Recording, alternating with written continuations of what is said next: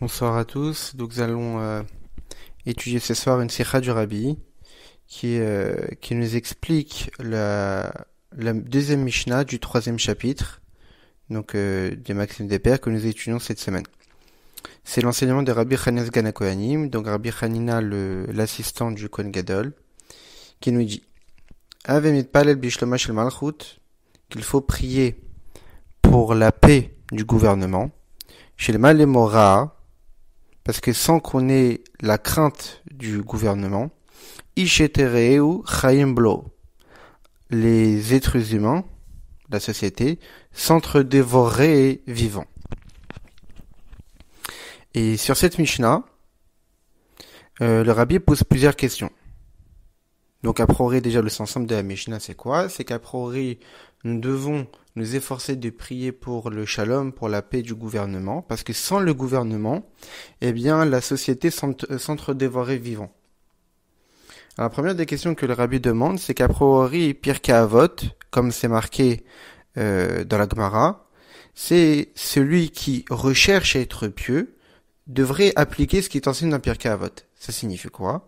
Ça signifie que Pirkei Avot, en réalité, c'est un recueil d'enseignements pour permettre à l'homme de devenir un homme pieux. C'est des comportements qui sont l'ifni mishuratadjim, au-dessus du strict minimum.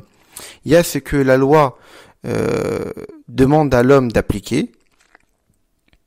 Donc c'est le Shulchan Aruch, c'est ce que l'homme devrait faire. Il y a le mieux. Eh bien, celui qui pratique ce qui est marqué dans Pirkei Avot, c'est un homme qui recherche le mieux. Comme on voit par exemple dans la Mishnah juste avant, la première Mishnah du Perek, on nous dit, regarde dans trois choses et tu ne viendras pas à la faute. Ce que la halakha demande aux juifs, ce que la Torah demande à n'importe quel juif, à n'importe lequel d'entre nous, c'est justement de ne pas fauter. Mais ici, la Mishnah demande quelque chose en plus. C'est que si une personne, il voudrait fauter, mais la Torah lui demande de ne pas fauter. Mais ici, on demande à une personne de ne pas se mettre dans une situation où il voudrait fauter. Donc on lui dit, regarde trois choses qui ne te pousseront pas, qui t'empêcheront en fait de penser à fauter. Donc on va te permettre à réfléchir sur trois choses qui vont te donner une crainte de Dieu, qui va t'empêcher d'arriver à une situation à pouvoir vouloir fauter. Et donc ça, c'est l'ifin mishuratadin. C'est midat achassidut.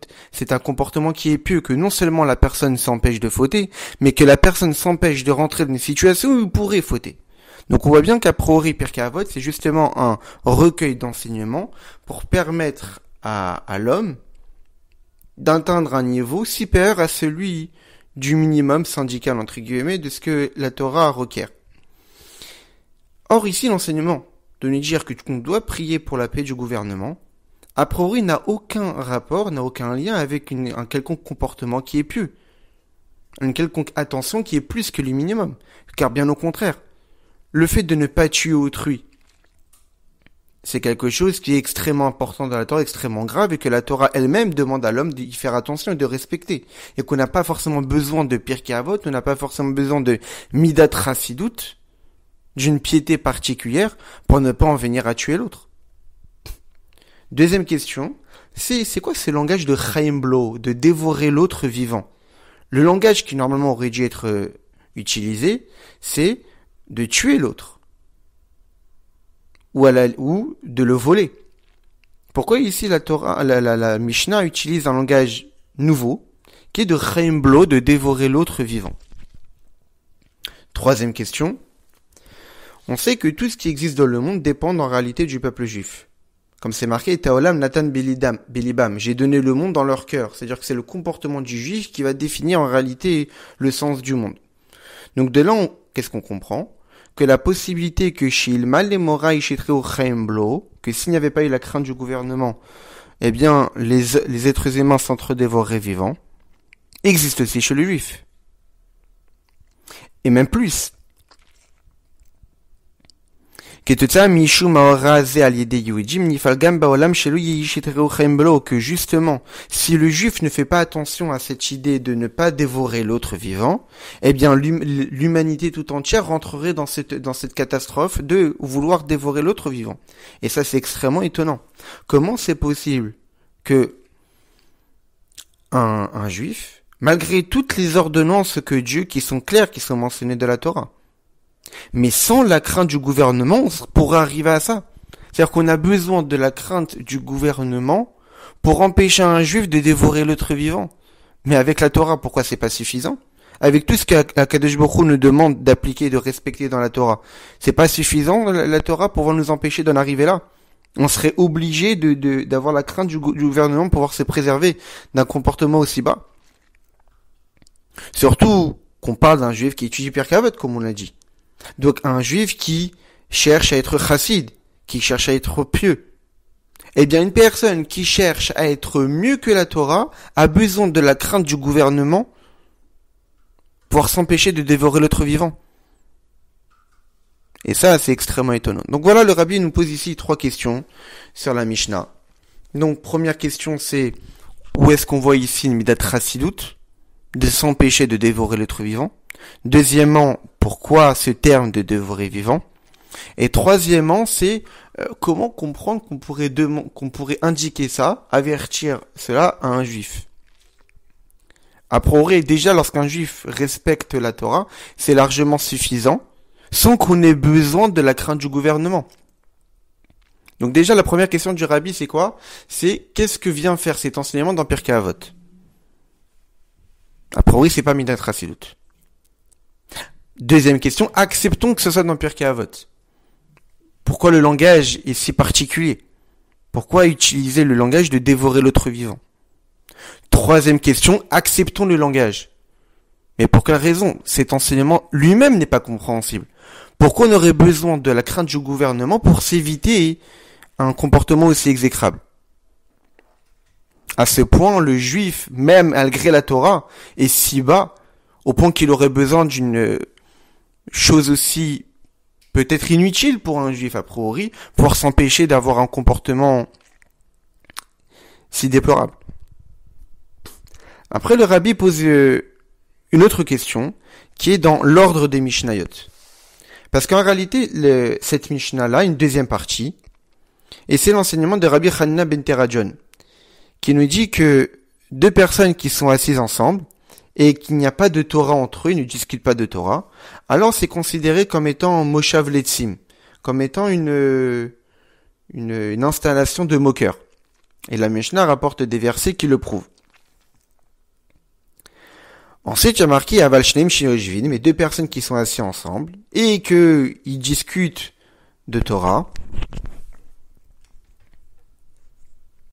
Alors on dit Shrina Shruya Benehem, la Shrina réside parmi eux. Donc ça c'est l'autre partie de la Mishnah. On sait qu'en réalité les Mishnayot ont été bien ordonnés avec une certaine logique. Le partage des Mishnayot aussi a été fait avec une certaine logique. Et donc on comprend pas comment dans une même Mishnah peut-on juxtaposer 2 enseignements qui, a priori, n'ont pas forcément de lien. Premier enseignement qu'on avait dit tout à l'heure, celui de prier pour la paix du gouvernement. Et juste après, on parle de la grandeur de l'étude de la Torah. Surtout qu'en particulier, la Mishnah juste après nous parle de quoi? Nous parle de 3 personnes qui mangent sans qu'il y ait de paroles de Torah entre eux. Et donc, la Mishnah juste après nous parle aussi de la grandeur de l'étude de la Torah. Donc, normalement, le partage des Mishnayot aurait dû se faire autrement.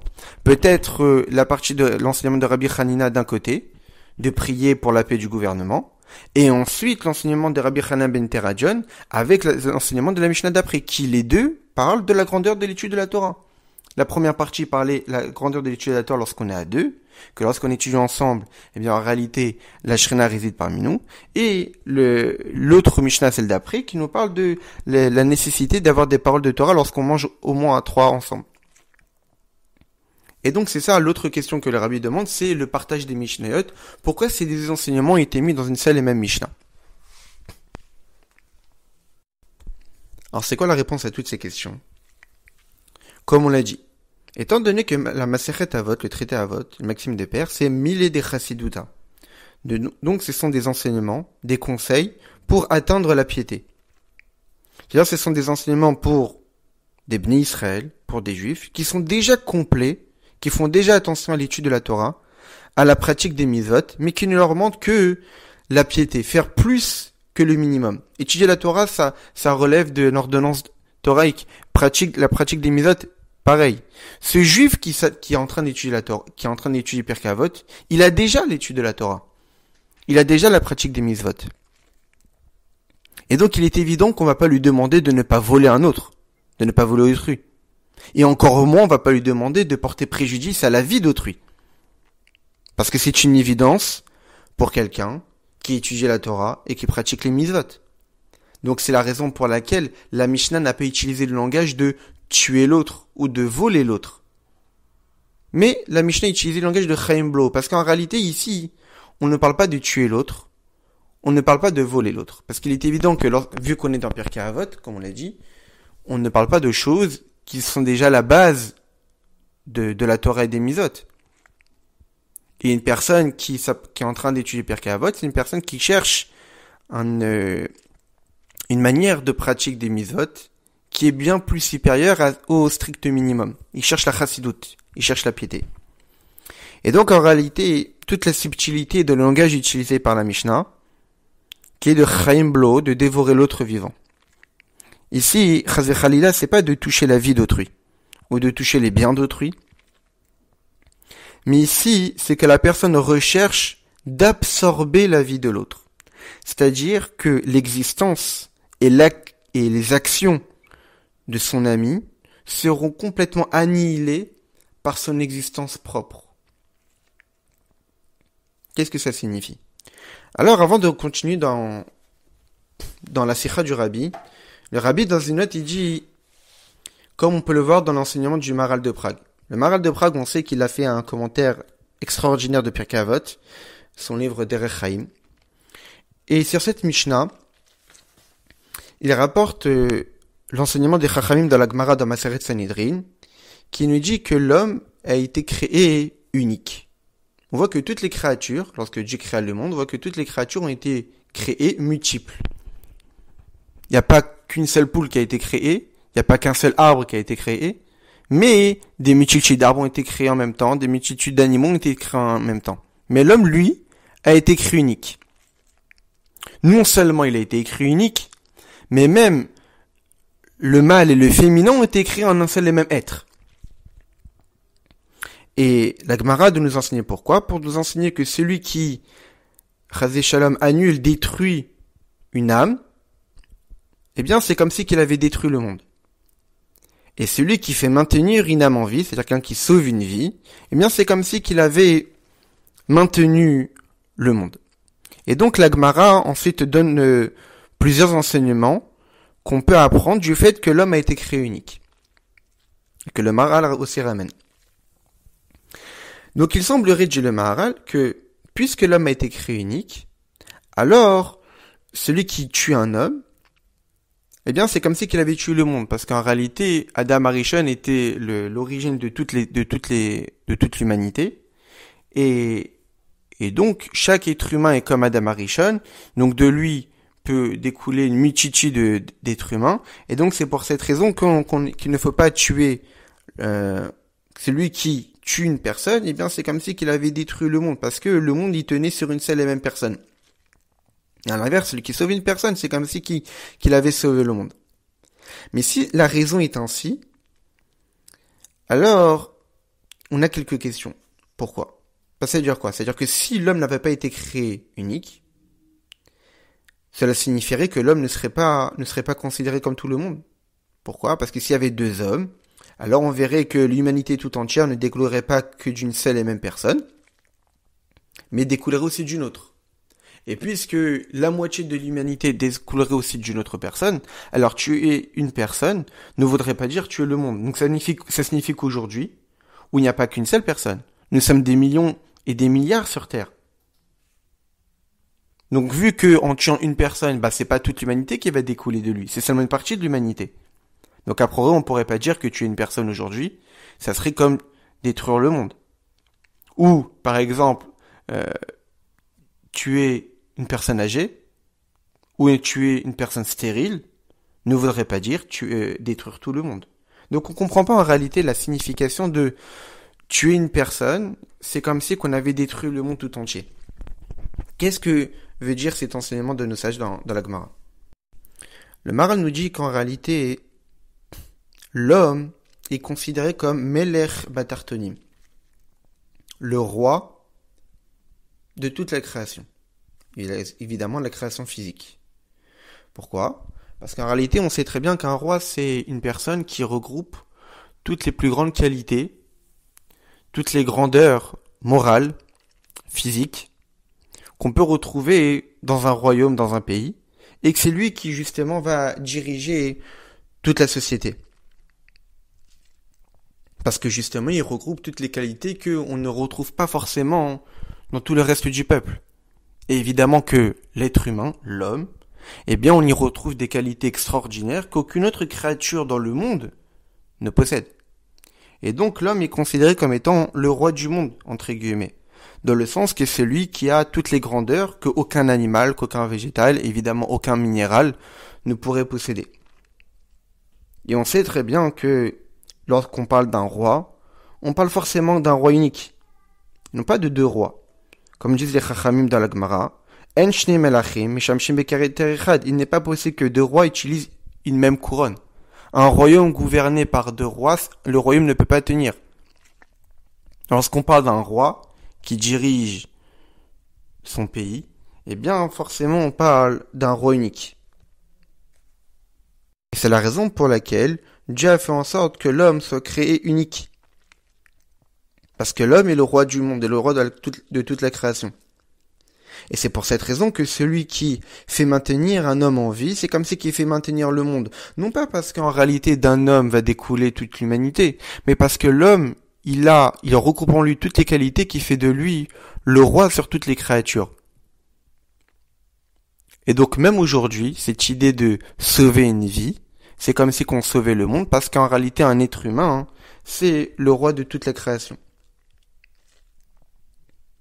Et celui qui, Chazé Shalom, que Dieu nous en préserve, Chazé Khalila, détruit une vie, eh bien, il détruit le monde. Le Maharal de rajouter qu'en réalité, aussi une idée supplémentaire, c'est que l'homme, c'est la forme du monde. C'est quoi, c'est la forme du monde? C'est celui qui donne un sens au monde, c'est celui qui complète le monde. Et puisque c'est lui qui donne la direction au monde, c'est pourquoi le monde a été créé. C'est l'homme qui va donner un sens au monde. Évidemment que le sens, la direction doit être unique. Donc puisque c'est l'homme qui va donner un sens au monde, qui va permettre au monde de pouvoir justement se développer dans le sens que Dieu a voulu, parce qu'en réalité tout le monde a été créé pour l'homme, eh bien il est évident que l'homme devait être créé unique. Et c'est aussi pour cette raison-là que celui qui sauve une vie sauve le monde, parce qu'en réalité, grâce à l'homme, le monde a un sens. L'être humain, par son intellect, par ses émotions, donne au monde justement un sens et permet au monde justement d'aboutir, d'arriver au but pour lequel Dieu l'a créé. La Gemara de continuer et de nous dire pourquoi l'homme a été créé unique. En fait, c'est pour les créatures. C'est pour les générations suivantes, pour ne pas qu'on puisse dire « mon père est plus grand que le tien ». Et le Maharal d'expliquer pourquoi. Car lorsque le commencement est unique, même si par la suite nous serons tous différents, pour quelque raison que ce soit, eh bien en réalité, vu que le commencement est unique, eh bien ce commencement va tous nous réunir. Il va tous en réalité nous relier les uns aux autres, au point qu'on fasse tous partie de l'humanité. Et il ne pourrait pas exister, mais malheureusement ça existe, à cause de la bêtise humaine, mais il ne pourrait pas exister de racisme. Mais s'il y avait deux commencements, s'il y avait deux êtres originels, eh bien, il pourrait exister justement cette différence, cette volonté de dire que tu es différent de moi, nous venons pas d'une même race, nous ne venons pas d'une même source. Et donc, il est évident que des disputes, des différences et des regards sur l'autre allaient apparaître. Et donc, pour éviter ces regards méfiants sur l'autre, cette méfiance et cette volonté de différencier un homme vis-à-vis d'un autre, alors Dieu a fait en sorte que Adam Arishon soit unique, pour que justement toute l'humanité soit réunie avec une seule et même source. L'autre raison que nous donne les Chachamim de la Gemara, c'est pour ne pas que les rebelles vis-à-vis de Dieu puissent dire qu'en réalité, il y a deux domaines dans le monde. Il y a, que Dieu nous chazvé shalom, chazvé khalil, deux dieux. Il y a deux forces. L'homme a été créé unique justement pour éviter cela. Pourquoi ? Car étant donné que toute la création est placée sous la dominance de Dieu, et que c'est l'homme qui complète toute cette création-là, et c'est l'homme qui va donner un sens à toute cette création, alors le monde va devenir justement unique et un. Même si Dieu a créé de multitudes de créatures, étant donné que c'est l'homme qui a la responsabilité de compléter le monde, c'est l'homme qui a la responsabilité de donner une direction au monde, alors par cette direction unique que l'homme va procurer au monde, alors le monde sera considéré comme étant un. Maintenant, s'il y avait deux hommes, alors le monde serait partagé, il ne serait pas unique. Le monde serait partagé parce que un homme va donner un certain sens au monde, un autre homme va donner un autre sens au monde. Et donc ça voudrait dire que dans un seul et même monde, eh bien il existe pour telle raison, et il existe pour une autre raison, qui seront données par deux hommes différents. Évidemment, on arrivera à la conclusion de dire que quoi ? Que puisque le monde a différents buts, puisque le monde a différentes plénitudes obtenues par différents hommes créés, alors forcément que la source est multiple. C'est évident que la source de tout est multiple. Parce qu'une seule source ne peut pas donner deux directions différentes à sa création. Alors Dieu a fait en sorte qu'il n'y ait qu'un seul homme, que cet homme va donner une direction au monde, direction unique, un seul sens, pour bien montrer que le monde est un, et puisque le monde est un, alors forcément celui qui l'a créé est aussi un. Une autre raison que donnent les Chachamim de la Gemara, c'est pour cette raison que nous avons tous l'obligation de dire Chayav lomar bishvili nivra olam, que le monde a été créé pour soi. Et ça, c'est par rapport à quoi nous dit le Maharal ? Par rapport à Tzior HaOlam, à l'esprit du monde, la forme du monde, le but du monde. Alors, par rapport à cela, donc c'est-à-dire que le but du monde est unique, alors il est évident qu'il était nécessaire que l'homme soit créé unique. Et puisque l'homme a été créé unique, et que l'homme a été capable de donner un sens au monde, alors chacun d'entre nous est un monde en soi. Parce que chacun d'entre nous a la possibilité de donner une direction au monde. Et pas comme toutes les autres créatures, sur lesquelles on ne peut pas dire qu'ils représentent le monde dans son entièreté. Et c'est par rapport à cette idée-là que l'homme a été créé unique, que justement Rabbi Hanina nous dit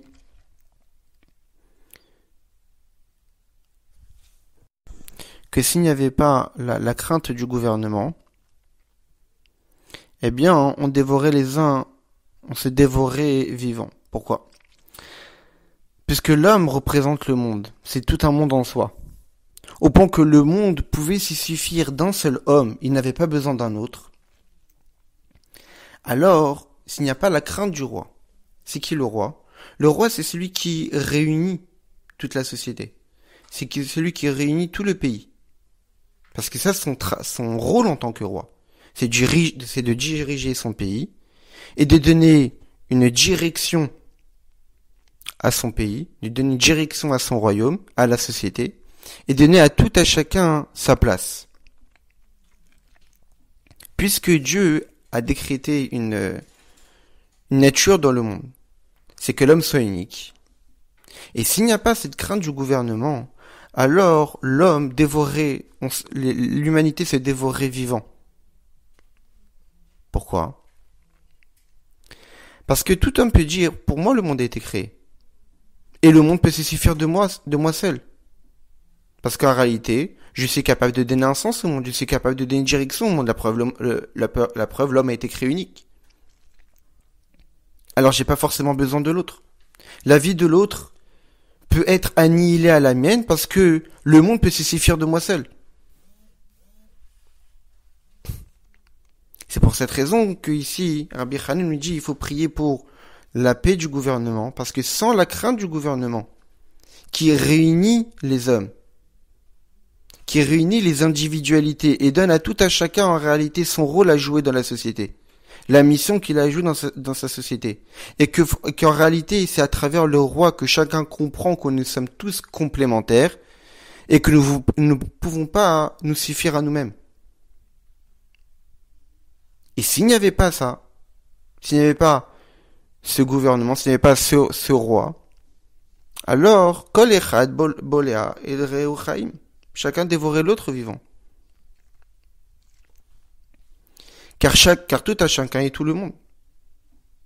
Et c'est pour cette raison que la nature humaine fait qu'on pourrait arriver à cela, s'il n'y avait pas la crainte du gouvernement. Et le Maharal de nous faire remarquer, c'est pour cette raison que cette Mishnah a été placée juste après la première. Qu'est-ce qui avait marqué dans la première Mishnah? Regarde 3 choses et tu ne viendras pas à la faute. D'où tu viens, où tu vas, et devant qui tu rentreras des comptes. Qu'est-ce que ça signifie? Ça signifie qu'en réalité, l'homme doit regarder énormément ces 3 choses. Pourquoi s'il ne regarde pas ces 3 choses-là, qu'est-ce qui se passe? Eh bien, sans elles, sans ce regard, sans ce triple regard, la nature donnée à l'homme fait que l'homme, justement, tendra plutôt vers cette recherche de suprématie, cette recherche de supériorité à l'autre, au point de le dévorer vivant. C'est pour cette raison qu'on a justement, organisé les Mishnot ainsi, la première Mishnah et la deuxième Mishnah, parce qu'en réalité, les deux sont basés sur une même idée. C'est que la nature humaine fait en sorte que le cœur de l'homme tend vers cette envie d'être supérieur à l'autre. Et que sans la crainte du gouvernement, eh bien, cette nature-là pousserait l'autre à absorber, à annihiler son prochain vivant. Pourquoi? Parce qu'en réalité, chacun veut être le tout. Sans qu'il n'y ait besoin d'une aucune autre créature dans le monde et que nous soyons uniques. Parce qu'après tout, pour quelle raison j'aurais besoin d'un autre, vu que l'homme a été créé unique? Si l'homme a été créé unique, c'est que le monde pouvait se suffire d'un seul homme. Et que l'homme était capable de donner un sens, une direction au monde. Et en réalité, c'est une nature installée chez l'homme de vouloir justement que tout le monde lui ressemble. Et que l'existence de l'autre n'a pas forcément d'importance, mais n'a de sens qu'à partir du moment qu'il est soumis à la mienne. Car je suis tout. Et qu'on n'ait pas besoin d'un autre. Et c'est par rapport à cette nature-là que justement on vient ces 2 Mishnayot pour justement casser cet orgueil, cette envie de supériorité, à la fois en lui indiquant regarde qui tu es, et à la fois en lui donnant le conseil aussi de comment justement prendre conscience qu'en réalité cette nature est d'une certaine manière fausse, car lorsqu'on est dans un royaume, lorsqu'on est dans un gouvernement, justement, il faut que tu puisses avoir cette crainte du gouvernement, car lui, ce gouvernement te donnera ta place, ton rôle à jouer, et que nous tous, dans une société, nous avons tous un rôle particulier à jouer, parce que nous sommes tous complémentaires. Donc ça, c'est plus ou moins ce que le Maharal nous dit de l'explication de cette Mishnah. Et donc, en réalité, on voit ici le sens de Chaim Blow. On parle pas ici de tuer l'autre. On parle ici d'absorber la vie de l'autre. Le Rabbi, justement, nous dit bien au contraire. Le Rabbi nous dit que, justement, c'est à travers les grandeurs que l'homme a qui peut en arriver là. On parle ici d'une personne qui étudie Pirkei Avot.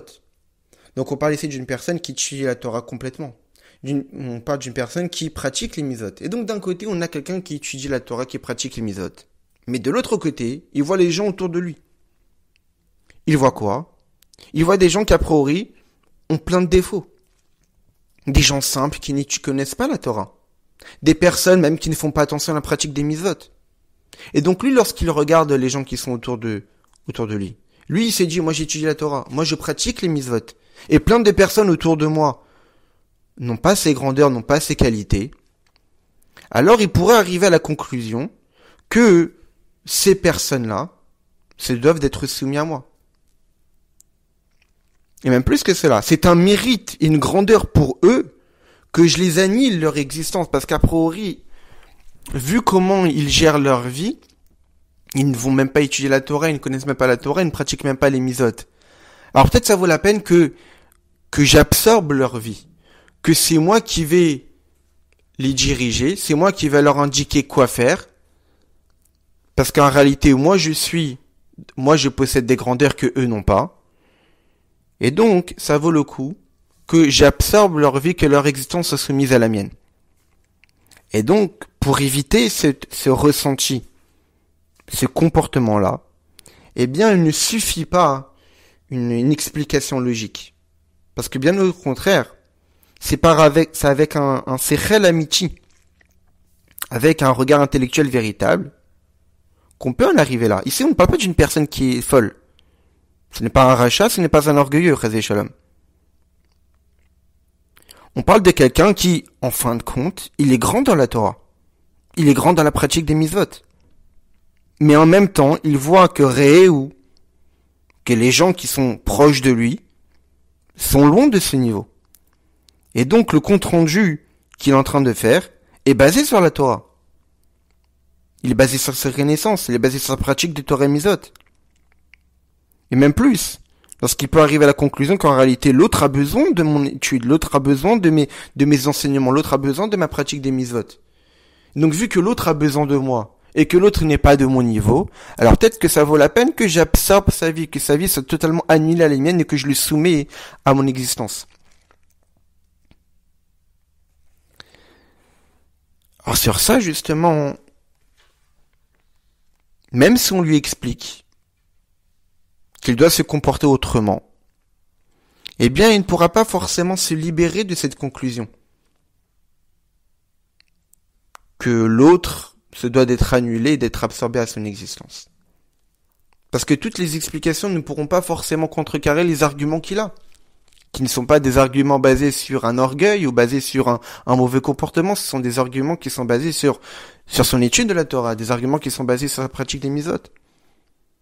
Alors c'est quoi le conseil qu'on lui donne pour éviter cela? C'est d'accomplir l'enseignement de la Mishnah, qui nous dit Eve mitpalel bishloma shel malchut, qu'il faut prier pour la paix du gouvernement. Et grâce à cela, ça réveillera chez cette personne la crainte du Melech Malcham Lachem Akadosh Baruch Hu, du roi de roi qui est Akadosh Baruch Hu.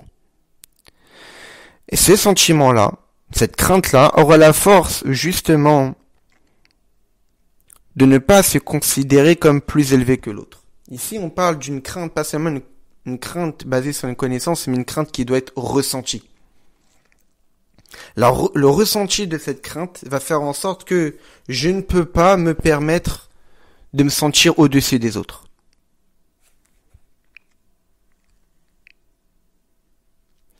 Quelle explication? Les Chachamim nous disent dans la Gemara, dans Masechet Brachot et aussi dans le Zohar, que Malchuta de Haraka et Malchuta de Rakia, que la royauté terrestre, dans ces mondes-ci, ressemble à la royauté céleste, la royauté de Dieu. Qu'est-ce que ça veut dire? Ça veut dire que la royauté terrestre, en réalité, découle de la royauté céleste. Un roi ici-bas, ou peut-être même un président, quelqu'un qui dirige un royaume, quelqu'un qui dirige un pays, eh bien, il a une source spirituelle. Il a une source spirituelle d'un prince. On sait très bien que chaque nation a un prince qui est sa source de vitalité, qui est ce prince-là qui va en réalité va permettre de faire descendre la vitalité divine et l'atténuer, la contracter de manière à la rendre accessible pour que ces pays puissent justement profiter du rayonnement divin et vivre. Et donc ce roi, ce président, tire sa source de son sar, de son prince céleste, qui se trouve à un niveau spirituel très élevé. Et de niveau en niveau, lorsqu'on s'élève encore que ces princes-là, célestes, tirent aussi sa vitalité d'un niveau encore plus élevé, jusqu'à la royauté d'Akadosh Baruch Hu lui-même. Donc de là, qu'est-ce qu'on comprend?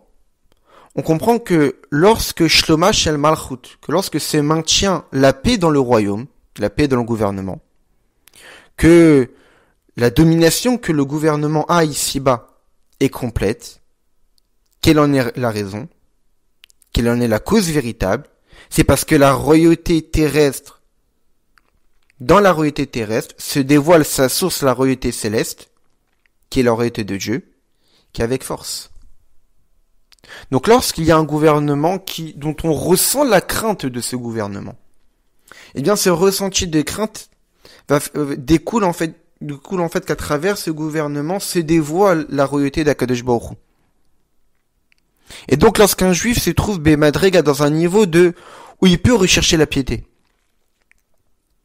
C'est-à-dire quoi qu'il peut rechercher la piété? C'est-à-dire qu'il essaye de voir chaque chose telle qu'elle est véritablement. Ce n'est pas un homme qui voit le monde superficiellement. C'est quelqu'un qui recherche la profondeur. C'est quelqu'un qui est capable de regarder les choses profondément. Eh bien, dans sa prière, forcément, Binyan Shlema Shel Malchut se doit se retrouver la paix du gouvernement. Parce qu'à travers la prière pour la paix du gouvernement, il ressent, avec une vision véritable, la royauté de Dieu. Et donc, automatiquement se réveille chez lui, à l'idée Malchuta Dahara, que grâce à la royauté terrestre, il ressent la crainte devant Akadosh Baruch Hu. Et donc, parce que pour pouvoir empêcher un comportement pareil, il faut que la crainte soit ressentie. Pour que la crainte soit ressentie, il faut que ça passe par, justement, l'intermédiaire du gouvernement.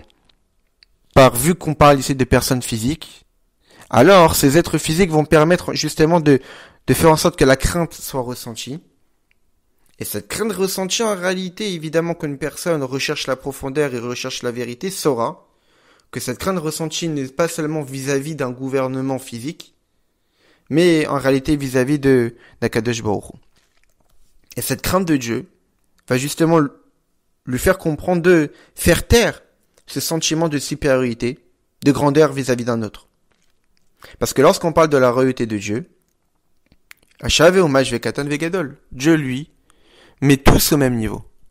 Pour Akadosh Baruch Hu, les mondes spirituels, le monde les plus élevés et les mondes les plus bas sont tous identiques.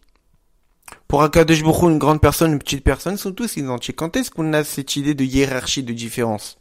Lorsque pour nous les différences sont un poids, lorsque pour nous les différences prennent de la place. Mais pour quelqu'un où l'idée d'intelligence ou de bêtise n'existe pas, où l'idée même de grandeur ou de petitesse n'existe pas, les différences n'ont pas lieu d'être. Donc lorsqu'une personne ressent profondément la crainte de la royauté céleste, de la royauté de Dieu, il la ressent profondément à l'intérieur de lui-même, alors il ne peut pas se sentir plus grand qu'un autre. Parce que vis-à-vis de la royauté de Dieu, on est tous pareils.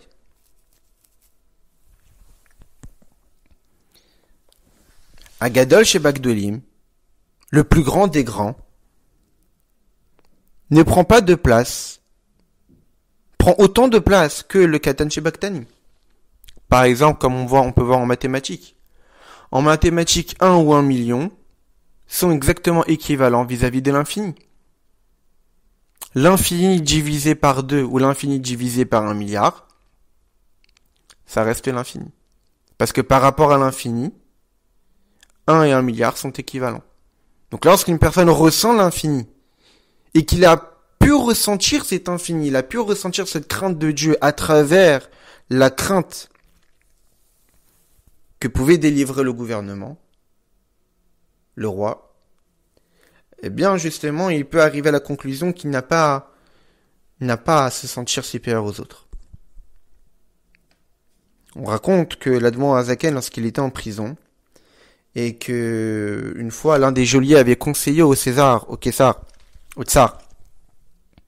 de rendre visite à l'Admor Azaken lorsqu'il était emprisonné, parce qu'il lui a dit qu'il y avait que c'était une personne extraordinaire, dotée de connaissances fabuleuses, et que c'était une personne à s'intéresser. Alors le tsar, pour ne pas se faire reconnaître, il s'est habillé comme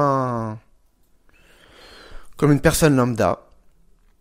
Et que lorsqu'il est rentré en prison, dans la geôle de l'Admor Azaken, l'Admor Azaken s'est levé et lui a fait tous les honneurs dus à un roi.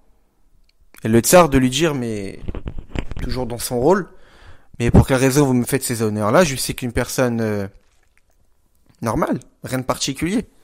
L'Admor Azaken lui a dit, parce qu'en réalité, lorsque vous êtes rentré, j'ai ressenti une crainte énorme. Une grande peur. Une crainte et une peur que normalement est due seulement à Kadosh Baruch Hu. Et puisque je l'ai ressenti par votre présence, c'est que forcément vous êtes le tsar, forcément vous êtes le roi, car la malchuta de Hara, parce qu'en fait, la royauté terrestre est le reflet de la royauté céleste. Donc si je ressentis ça en votre présence, c'est que forcément vous êtes le roi de ces terres, vous êtes le tsar de ces pays. Dans une note, le rabbi précise pourquoi en réalité l'application de cet enseignement, de prier pour la paix du royaume par les bénis Israël, qui essayent justement de faire mille et des chassidouta, des actions de piété, eh bien cette crainte-là va s'imposer dans le pays et faire en sorte que personne ne puisse, chaim blo, de pouvoir absorber, dévorer, s'entre-dévorer vivant. Et que ça, c'est pas seulement les juifs qui vont respecter, qui ne vont pas en arriver là, mais même toute la société. Parce qu'en réalité, les Ummot Haolam, nations du monde, de par eux-mêmes, ils n'ont pas forcément la crainte de la royauté. Mais ils ont la crainte du jugement. Ils ont la crainte de la punition. Cette crainte-là n'a pas la force d'empêcher qui que ce soit d'en arriver à dévorer l'autre vivant, comme on l'a expliqué. Parce qu'en réalité, toute la vie, l'existence de l'autre peut être absorbée par un autre individu. De manière à ce que la personne n'a plus d'existence propre, et bien que si j'aurais besoin de son argent, eh bien je pourrais lui faire comprendre qu'en réalité son existence est dérisoire et il se doit d'être soumis à moi. Et les nations du monde peuvent arriver à se comporter là de par eux-mêmes, parce qu'en réalité ce n'est pas puni par la loi. Ici je ne vole personne, ici je ne porte pas de préjudice à la vie d'autrui, mais juste que je considère que je suis plus élevé que l'autre, et donc par ma grandeur j'ai des privilèges. Et ces privilèges me donnent la possibilité de pouvoir profiter de la vie d'autrui. Et donc de par eux-mêmes, les nations du monde ne pourraient pas arriver à cette conclusion d'éviter de profiter de la vie de l'autre. Mais c'est ça qu'un juif lui prie pour Shloma Shel Malchut, pour la paix de la royauté. C'est-à-dire que je prie que je puisse ressentir à travers la crainte du gouvernement, la crainte de Dieu. Eh bien ça va provoquer, concrétiser que même dans les nations du monde, même dans toute la société, juive comme non juive, eh bien la crainte ne va pas seulement être par rapport à la punition, mais même être aussi par rapport à la royauté, et ainsi empêcher non pas seulement les juifs, mais même aussi toute la société d'arriver à profiter de l'autre, à considérer que la vie de l'autre a moins d'importance que la sienne.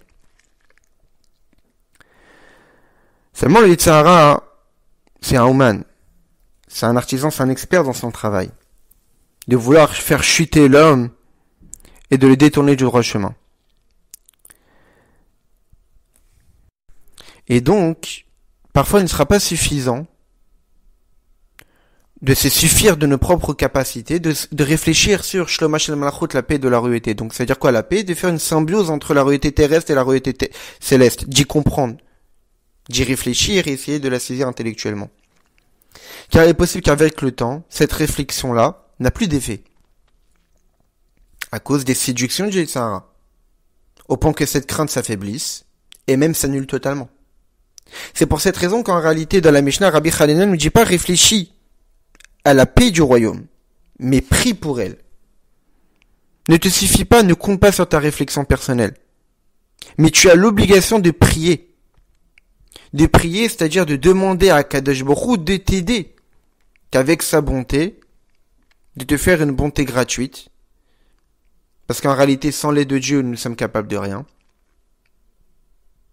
Au point que tu puisses prier que la royauté terrestre va te permettre à ressentir la royauté de Dieu.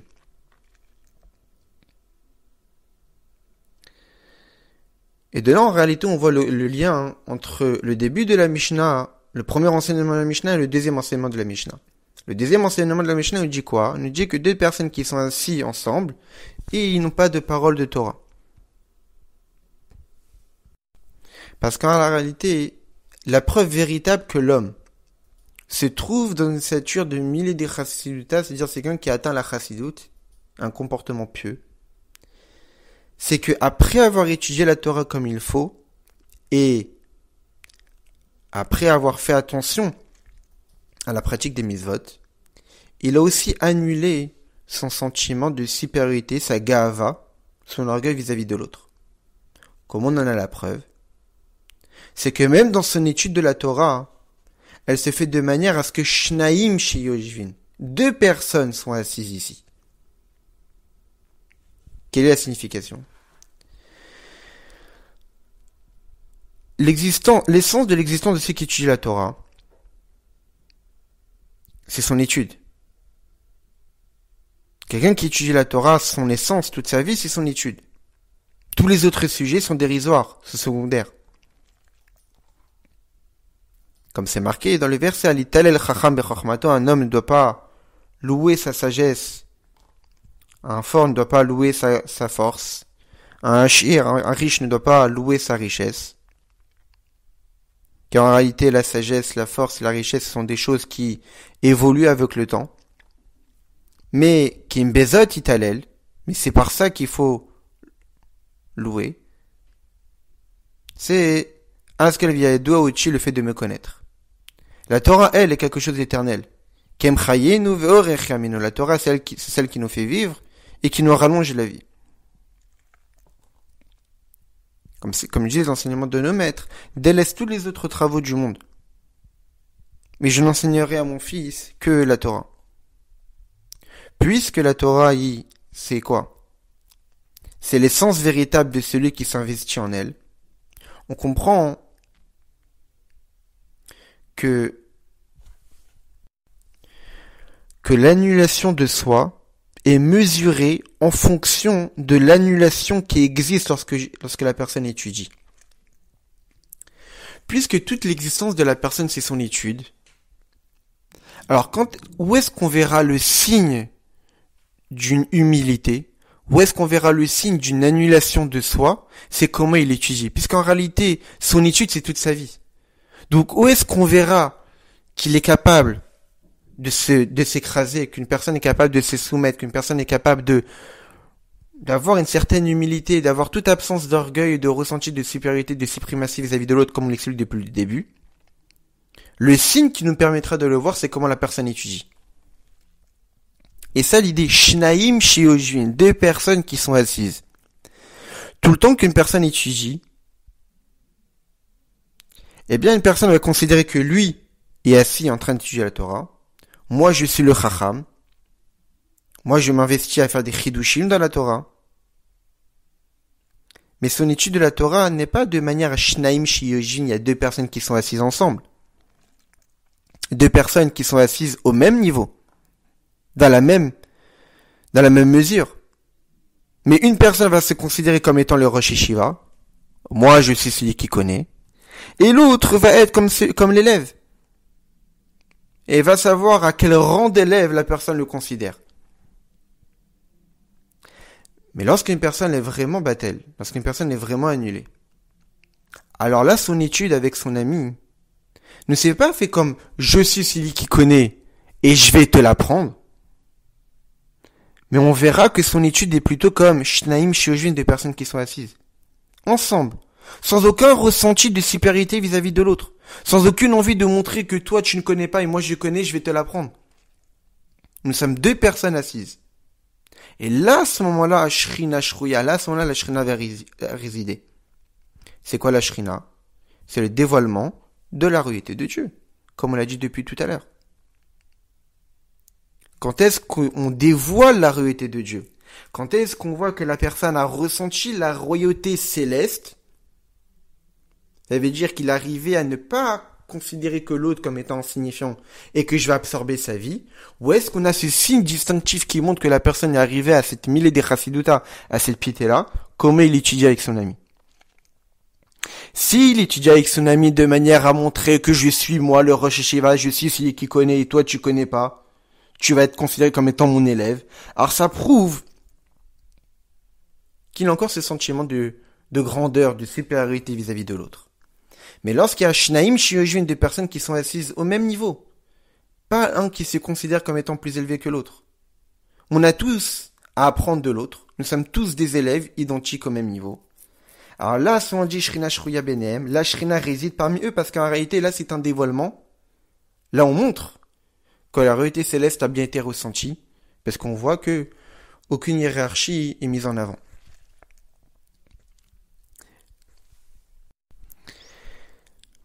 Et comme cela est expliqué dans le Tanya, que lorsqu'un juif agit sur soi-même, le bitoul, l'abnégation, le dévouement, l'annulation à Dieu, comme par exemple qu'il a prié pour la paix du royaume, la paix du gouvernement, et en plus de cela, il est shneim shioshvin, il étudie avec son ami, au même niveau, alors là, shrina shrouya, la shrina réside. Quel est le plus? C'est qu'ici, la royauté céleste, la royauté de Dieu, se dévoile elle-même, sans avoir besoin de passer par la royauté terrestre.